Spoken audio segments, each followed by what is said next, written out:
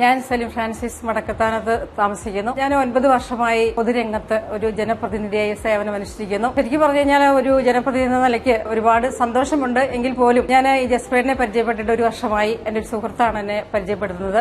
ആദ്യമൊക്കെ ഞാൻ വളരെ മടിച്ച് ഈ രംഗത്ത് വരാൻ വേണ്ടി താല്പര്യം പ്രകടിപ്പിക്കാൻ നിന്നിരുന്നു. 1 വർഷക്കാലം ഞാൻ ജസ്പ്രീതിനെ പൂർണ്ണമായിട്ടും പഠിച്ചതിന് ശേഷമാണ് ഞാൻ ഈ ജസ്പ്രീതിനെ കുറിച്ച് കൂടുതൽ അറിയാൻ വേണ്ടി ഇങ്ങോട്ട് വരികയും അപ്പൊ ആരും അറിയാതെ എന്ന് തന്നെ പറയാം കൂടുതൽ പഠിക്കുവാനായിട്ട് താല്പര്യം കാണിച്ചു പഠിച്ചു.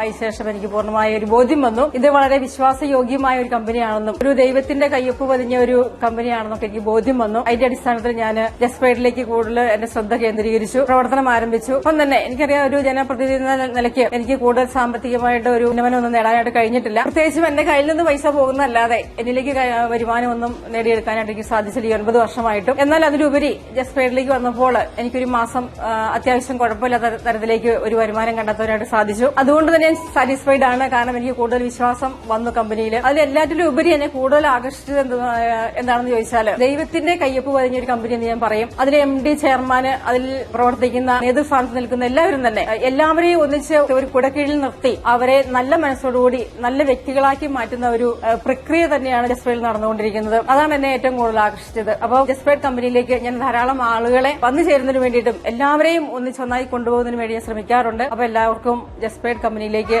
സ്വാഗതം ആശംസിക്കുന്നു.